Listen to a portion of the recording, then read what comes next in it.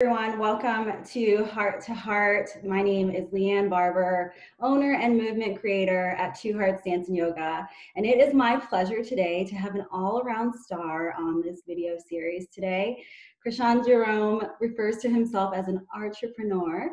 He is the founder and CEO of his very own business, Crome, which includes CromeVR and his very own clothing brand, among other business ventures. He's an entertainer of all sorts, from being an internationally touring professional, dancing with Clear Talent Group and Xcel Talent Agency, and gracing the stage with big names like Mariah Carey and Rihanna, just to name a few. He's a phenomenal, inspirational person to me, and he always finds ways to achieve excellence in his life. So I welcome you today, Crishon. Thank you so much for being with us. Like I'm blushing. I'm like, who is she talking about? Who is that guy? I want to meet him. So thank you for the honor. You know, tell us how things might have changed since this quarantine, since this pandemic. I call it kind of a revolutionary time right now. How are you staying active, and what are you doing right now? I agree. It's certainly a time of change and evolution, revolution. I've been referring to this time as a gift. What I notice is that we are granted an opportunity to honor the commitments that we've made to ourselves, in a number of ways. Obviously, on the revolutionary front, in the news, there are things that we say we want and have wanted for years, and now is an opportunity to take action against. Just a number of things that have kept those items out of our grasp, as well as for self. This is a time that we are able to use to really just reach out and accomplish that which we otherwise, might describe as not having the time to do so. But in terms of change for me, to be honest, there have been a lot of shifts, and at the same time, things are generally the same. One of the major shifts for me has been working for a bio-cleaning company. My buddy started a bio-cleaning company. We do commercial disinfection as well as at residential properties, where we go in and spray. We're dressed head to toe in like full body bio suits, looking like Ghostbusters. But other than that, to be honest with you, I'm still working. Thankfully, I'm grateful for that. A lot of my dance instruction shifted to virtual, as is true with a lot of folks. And I'm grateful for this time. It is truly a gift. Yeah, that's an amazing way to look at it. And see that you have created this amazing branding with Crome. What does it stand for? Crome, you say? Yeah. So Crome actually was a way for me to honor my dad, who unfortunately was killed when I was a kid. I wanted to build something that would remind me of him, because he was a really great man. And I, losing him at 10 years old was pretty devastating for me. But I decided quickly as a kid that I would not become a statistic and use his death, as something that would bring me down, but more so as fuel and motivation for my continued growth and success, but also to be used as a testament to others who have encountered and endured similar experiences with losing a parent and growing up in poverty as I did. And so Crome is actually a combination of his first and middle names, Crishon Jerome. And you put those together, you get Crome. But I knew somewhere along the way that nobody would really care, to support a brand that didn't have more meaning than just someone's name. So I looked up what Crome was. I knew growing up, Crome had two meanings for me. Growing up in my neighborhood, Crome was either referring to weapons, chrome to your dome, Crome, got my Crome, or to rims and the metal accents on vehicles. So if you listen to old rap songs, for sure, they were, sitting on Crome, riding on Crome, Crome lips poking out like they pouting, like, we still home, we still around on Crome, like all these things, didn't really sit well with what I wanted. So I'm like, okay, well, guns and rims, that's not really me. The only people who had the guns and rims in my neighborhood growing up were killers and drug dealers. And ironically, my father was killed by a drug dealer. So within that, I saw an opportunity to kind of take the name back and add something positive to it. So for our purposes, Crome represents achieving excellence. You know, as you said, it is the brand of excellence. We believe in doing the best with what we have in order to achieve an aim in everything that we do. Um, and that's how the name was born. And I knew for sure that if we could make it into something positive, you know, it could resonate with people from all over. To include the fact that Chrome, in my research, you know, I discovered was also short for chromium, the hardest known metal in the periodic table. It's Yeah. known for its stain, tarnish, and corrosion resistant properties. It's highly adaptable, highly malleable, combines well with most other elements, combines with steel to form stainless steel, and does really well over time.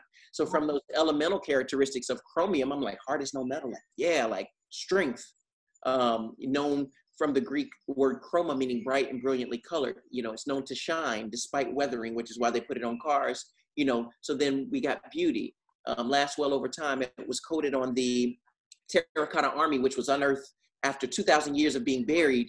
So that's the endurance piece and the integrity piece. So from the elemental characteristics, we got our core values of strength, beauty, endurance, and integrity. And I knew we were onto something when all those things started to come together. Wow, I'm like mind blown. That's amazing. That's like so intricate, all the different pieces that come together with that. It's a beautiful thing to hear. Wow, wow. Who would have known all within that name, you know, all Yeah, the and most people wouldn't, and I'm okay with that because I understand that different elements of the brand will find resonance within the person who receives it. And even the ohm was intentional. Ohm, I'm sure you can appreciate the ohm in Chrome, right? There's certain you know, frequencies and vibrations and individuals who would tap into that, and so, you know, we're fully aware of that space. And again, I just wanted it to be something beyond a personal thing and something that folks could really grasp onto and be inspired to achieve excellence. And it's done that for me. Like, it is my brand, yes, but it is also the thing that I aspire to. When I'm challenged, I'm a runner, you know, when I'm feeling fatigued, when I really don't want to be there. When I was in dance practices and I'm rocking my brand, I'm looking up in the mirror like, oh, when is this going to be over? But then I see Chrome and it's like, step your game up. Like, what are you going to do? You say that you're this person: strength, beauty, endurance, integrity. Bring it together and make it happen. And so, yeah, that's where we are. That's wonderful. Very, very amazing to hear all of those elements. And I know your brand has many facets to it itself. Can you tell us a little bit more about, you know, the virtual reality part of your business, and then, you know, just the different kind of ventures that you've been taking on under the business name? Yeah. Well, we first started with clothing, a clothing brand, which it was never the intent to have a clothing line. What was the intent was, while I was traveling and dancing and touring, it became very popular several years back for people to have shirts and things that they would sell as merchandise. And after teaching a number of workshops and people asked me, do you have any sweatshirts? Do you have any hoodies? Do you have any t-shirts? I'm like, no, I don't. And I was somewhat resistant to it, which I typically am for like a lot of new things. I was like, man, like, people keep asking, maybe I should look into it.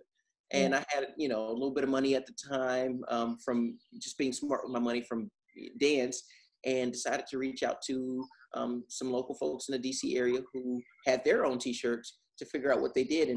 And thankfully, they had shifted from selling t-shirts to helping other people kind of build their brand. So it was a team of like 5 folks who were well respected in the community and on the dance scene, which is where I was, who helped me build it. So that was the clothing brand. And then, of course, we got into live events and different things like that. And that kind of led us down the path of what became CromeVR as well. In seeking the space, we said, man, like, we're going to have to find something exciting to bring people in, you know, to our place outside of just clothing. Like, how can we create an immersive experience for people to come and engage in it, and an interaction that is highly sought? And it just so happens that there's a place called Art Tech House in DC that had just opened, and went down to see it, and the walls were interactive and the technology, it was really cool. And I thought, and I was talking to my partner about it. I said, if we can do something like this to where people can come and interact with the walls and just do things to be fully engaged, but use a technological component to it, which we had already always wanted to do anyway. We knew that like most sustained businesses had a technological component somewhere, but just didn't know how to do it with clothing yet. Brought us to VR. And I said, well, either we have to go super big or not do it at all.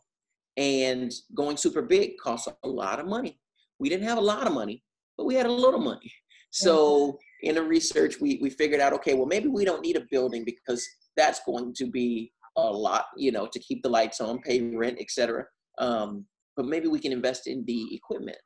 And instead of being a location-based space, we will be fully mobile. And so we cut our overhead and we get to take the power and the possibilities of VR to people and to their events, you know, be they social, be they corporate, be they athletic events, be they, you know, community related events. And that's what we did. And I think what excited us is just believing that VR was the future, which we still do. And in some ways I say VR is now, it's not the future, but it is the future for many of the masses. But it is certainly a space that we seek to be in at least over the next 300 years or so. On a daily basis, it's slow, deliberate action in the micro. But in the big picture, I'm convinced that just like Ford is like 115 years old or something like that, I feel like Crome will be around for several years, even after I'm gone. And that's what I look forward to. That's amazing. Leaving a legacy, building something that's going to last for a lifetime. And that's a wonderful thing to see. You know, you're in the entertainment industry, you are a natural entertainer and performer just without even trying, it seems like. Can you tell us a little bit about how, you know, your dance career started and how you got into this entertainment world that you're in? Yeah, absolutely. I actually grew up dancing in Atlanta, Georgia, where I was born and raised. It was the thing. Like, in my neighborhood and the surrounding neighborhoods, people dance. We did what we call ticking, which was a combination of like popping and tutting and waving and gliding and all these things. And it was like, if you were young and Black and in our space, like that's what you did. We didn't really have toys. We danced and we did flips outside. And so by the time I got to college, that was still very much a part of me. And it's really like the You Got Served or like your typical dance movies. Like we used to battle like on the streets, literally dance battle. And so by the time I got to college, I still had a little bit of that competitive edge in me. I had natural abilities as, you know, someone who had grown up dancing. And I saw a group called Culture Shock come to my school in DC. I was at Georgetown University and they performed and I went, wow, like, I want to do that. And I didn't know a thing about choreography. But I asked two of the guys actually, you know, about themselves. And one is a very successful choreographer his stage name is Tony Czar, Kevin Cullen. At the time, he was there. He's in LA now, but he's worked with everyone and highly respected. And another guy that I spoke to, actually I spoke to several people, but another guy I spoke to, my brother Terrence Polite, who's unfortunately no longer with us, but amazing talent, has worked with Kelly Rowland and just a number of folks. He went to George Mason. And so seeing these folks, I was like, man, you know, I want to do this. And I was told, like, if this is what you want to do, like, you got to train, you got to take classes. And I was like, okay, where's the first place I can take class? Well, on campus, there was a group called Groove Theory, and they were the resident hip hop company on campus, and they would offer classes and they had tryouts. I was like, I want to be a part of them so then I can train and I can learn. And I would also start taking Culture Shock classes and Joy of Motion. And so I was hooked. I was like, I want to get into this dance thing. And that's what I did. And I made the team with Groove Theory, not in my opinion because I was good enough, but because I was a guy, because there was always a shortage of guys and I had some natural abilities and I was really hungry, really determined. And I think the combination of those things landed me a spot, and then the rest is history after that. I just didn't stop. Wow. What an amazing journey that you've been on. I guess, what are some of the like early challenges that you had with dance? Did you find you know, that it was difficult to kind of break into the scene? So early challenges, honestly, I didn't have any. I didn't have any because of the combination of the things that I mentioned. I think, you know, I was just so hungry to learn that I was taking class nonstop. I was part of companies. I ended up joining that group Culture Shock like that next year, which was great. But when it came to transitioning into the commercial entertainment industry, my only challenge, in my opinion, was not being in New York as often as I would have liked. So my challenge at the time felt like school. I'm like, man, school's getting in the way of what I'm loving right now. This thing is keeping me sane and happy and traveling. And so I would go back and forth for auditions and things. But I think early, I didn't sense or see any challenges. What I saw were, again, like I said before, opportunities for growth, opportunities to honor the commitment. You know, I said I was a dancer, right? And so at every turn, I had a chance to prove that by going to auditions, by taking class, by performing, by getting told no. You know what I mean? Because what you realize at a point too is like the no's are worth it. Like for every yes you get, you've probably gotten 20 no's, and they're all worth it. And if you have the right mindset, there's something to be learned in every challenge, right? In fact, once I got to the point to where I was started working with bigger names and, you know, be it the artists and the choreographers and the fellow dancers, like I can say some names right now that I worked with my first job, and people are like, well, how'd you do that? And I think there was something serendipitous about it, as well as just the years and momentum of being consistent and then also being authentic. Like when I first went to LA and auditioned and this, that, and the third, like I got everything I went after because I wasn't hip to the LA culture. You know, I was this East Coast kid who just wanted to do his thing. And I think people, you know, could spot that and they could sense it. That I'm like, I didn't know such and such was a big deal. They were, you know, I complimented them because it was a nice hat. Like, you know what I mean? And people recognize that. So yeah, no real challenges, but a lot of learning opportunities early on. And those things, you know, help make me who I am today. Thank you for sharing that with us. Yeah. As a performer and a choreographer that has traveled the world and having performed with these big names like Rihanna and dancing for the MTV VMAs, just to name a few things, what is it like performing at that level? For me, it's home. You know, you mentioned something earlier. You said, you know, you're a natural performer, natural talent. And I was dissecting that a bit and trying to determine, like, am I natural? I do believe that there is something inherently in me, absolutely, and I agree with you there. But I do also believe that I was groomed as a kid to be in front of folks. So some of it is like a part of who I am, but the other part is like, you know, for whatever reason, when I was a kid, if we had a visitor or if we had a school assembly, Crishon was the one on the mic introducing the guest speaker. Crishon was the one, you know what I mean? Like I was always in a position of leadership or in a position to have a voice. And I just did it. I didn't think much of it. But over time, you develop a comfort and a confidence in being in these spaces. And I love people, right? And so when I'm on stage, be it, you know, if I'm speaking or if I'm dancing, I honestly feel like I'm really engaged with like one-on-one.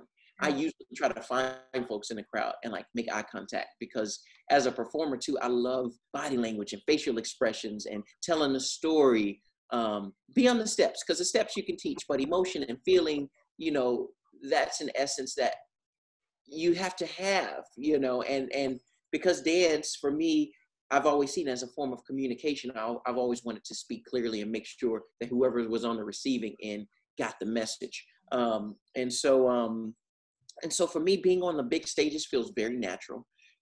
If I were to describe it in one word, I'd say home.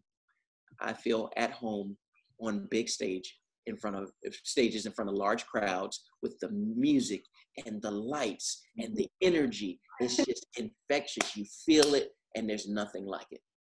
Yes. Especially if there's a live band. Instruments, oh my gosh. You just feel it in your soul. Yes. Oh my goodness. It makes me want to like get out there. What would you say to somebody who is auditioning, kind of trying to break out into the dance world, trying to make a name for themselves? Trying to get to it. First of all, I copy Nike and say, do it. You Yeah.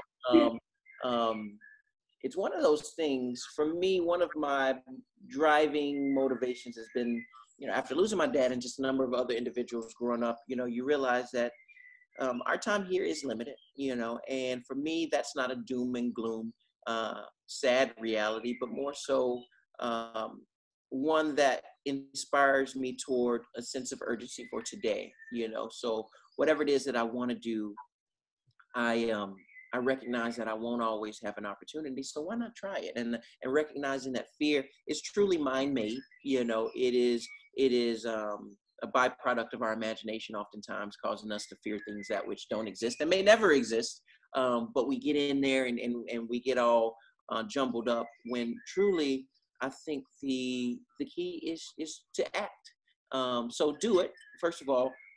Secondly, recognize that dance, as is true with all other things, is something, in my opinion, that the more you put into it, the more you get out. If you don't get the results that you're seeking immediately, that's okay. It's part of the journey. It's part of the process. Keep an open mind, and if allowed to learn a lesson, you'll gain something that will actually make you better in the end.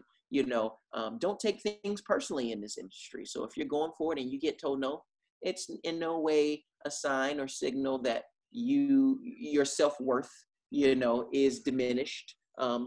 Sometimes people just have an idea of what they're looking for, and you might not fit it, and you might not be able to help that. And that's okay too.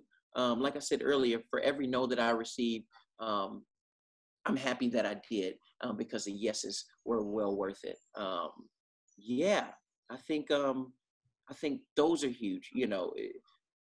At that level too, when you're auditioning, you have to understand, like, everybody's talented. So it might come down to nuances. It might come down to a job or an agency simply trying to round out their roster, meaning, well, we already got somebody who looks like Leanne. You know what I mean? And so, and the two of them dance similarly. There's no reason to get rid of who we have, you know. And then the other part is, like I mentioned earlier about being authentic. When you go in, make sure that you know what you're going after. Do your research, whatever that is. If it's a choreographer, if it's an artist, know your stuff and be as well-rounded as possible. Um, because that will ultimately get you to where you want to be. And people, what you find, and this is a lot of information. At first I was going to tell like 2 things and then it was like 5. But what you find too is that so much of what becomes you booking a job is only part of that is dance related and talent related, skill related. The other part is, how are you as a person? Do I want to hang with you after? Do I want to spend 9 hours a day rehearsing with you? Do I want to be on this tour bus with you and share a hotel room with you if that's the case?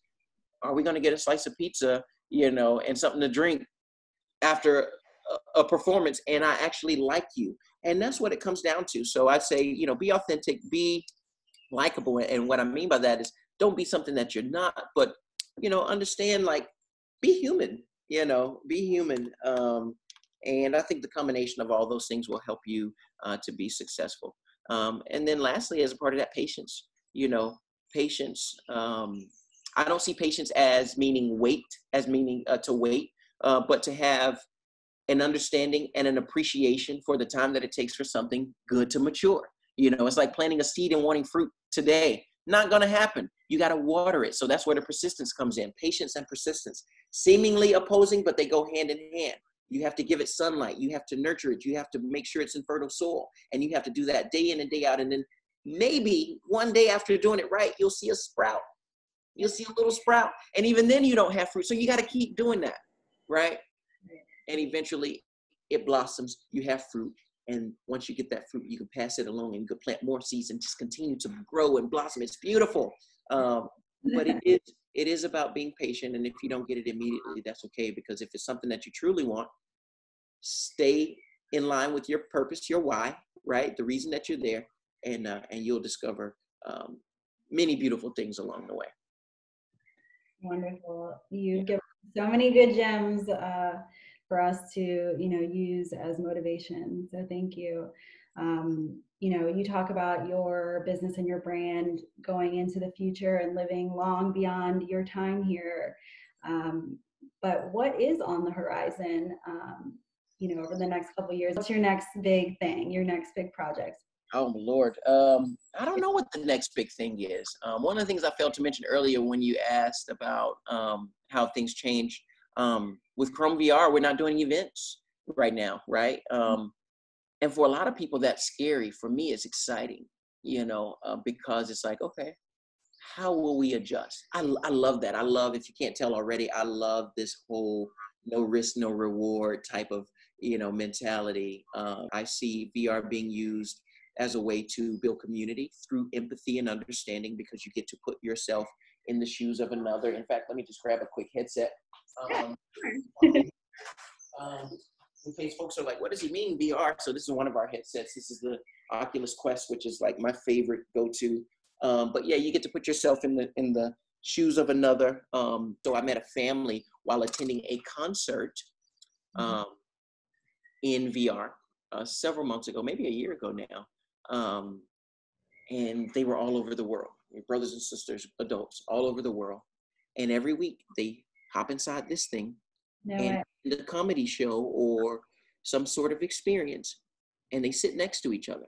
Wow. But physically, one's in Europe, one's in California, one's in Philly, you know what I mean? Like one's in the Midwest. And inside this thing, you actually talk to people. As like I'm talking to you now, you talk to them and you see their avatar and they wave and you can make facial expressions. And even now, like I have controllers, but now you don't even need the controllers anymore. They have the hand tracking, which is great. So I could do things like this, and it's just the beginning. Yeah. It's the beginning. So I want to create a platform that continues to bring people together, that builds community and helps folks form a sense of self, and engaging with others form a greater sense of who they are. I'm not a developer. I didn't make this, right? And so some of what I want to do is, I have to wait for the technology to catch up to the ideas. But in the meantime, continue to do things to engage in the space. Later today, I'm on a panel about virtual reality, a panel of 5 folks, all of which are highly successful in their related fields. And I'm like, wow, like here I am. And so it's about, that's the persistence piece for me. I'm being patient while I wait for things to come online that I need to happen for my goals, but I'm being persistent in the sense that I'm still in the space. I'm still, making sure that I'm up on the latest and informed, and I'm doing my daily readings and I'm updating my systems and I'm getting on and I'm trying these new experiences that are coming out to make sure that I can speak the language, when it's time to sit down at the table. And we talk Philly. So I was a guest lecturer a couple months ago for at the Wharton School at UPenn, which was really cool, because I'm thinking like, dang it, like these young kids, are probably really up on VR, and like, what are they going to ask me? I want to make sure I know. And I didn't get to a fraction of, some of what I wanted to talk about, because it has not really penetrated the market, the mass market, as much yet. And so in terms of anything big on the horizon right now, nothing. Like I'm zen right now. I'm at peace. We have goals that we're reaching out to, but a lot of it is like, we'll see. We'll kind of see what happens coming out of this critical period that we're in, and then determine how to move forward from there. Awesome. Well, we're so excited to see, what comes of, all of the things that you're doing, and your hard work and determination and your persistence and your patience, all of those things that are aligning to bring you all of these wonderful gifts that you are giving to all of us. And hopefully we'll be able to, I'd love to try out your virtual reality. So thank you. Thank you so much for shedding the light on us, and really just showing us kind of those tools that you use on a daily basis that have brought you to where you are today. So on behalf of Two Hearts Dance and Yoga, we thank you so much for taking the time to share your motivation, your background, and kind of all the little tidbits of knowledge that we can take with us. Yeah, I mean, first of all, thank you for having me. It is truly an honor, a humbling privilege to be here as part of it. So thank you for thinking of me. And I'm happy to share, you know, in part, I feel like, you know, for everything that I'm doing and learning along the way, if we're not sharing it, then what's the point? You know what I mean? Like that in part is what we go through. For me, I kind of look in the mirror and see myself as my own little lab rat. But in terms of keeping up, I mean, we're on all social media platforms. The main Chrome Instagram is Crome, Crome, CR without the H, OME. Google spells it wrong, in my opinion. So that's at Crome247. CromeVR is at CromeVR. CromeVR on Instagram, on Facebook, you name it. So that's a good way to keep up with us. And through there, you know, you can find your way to the site or whatever content and things that we're putting out. And if you want to purchase any items, any clothing, any hats or whatever, that's at Crome, not at Crome, but Crome247.com. So the same as the Instagram, CROME247.com. And we have some items there. So yeah, and thank you so much. And congratulations to you as you continue to grow this beautiful business and brand that you have. Very proud of you. And in fact, I see you all the time on TV still. I'm like, yo, I know her. You know, I see you on like little print ads. I'm like, yo, I know her. So, so as much as you are inspired, trust me, it goes both ways. I am inspired by you. Oh, thank you. I appreciate that. Thanks so much.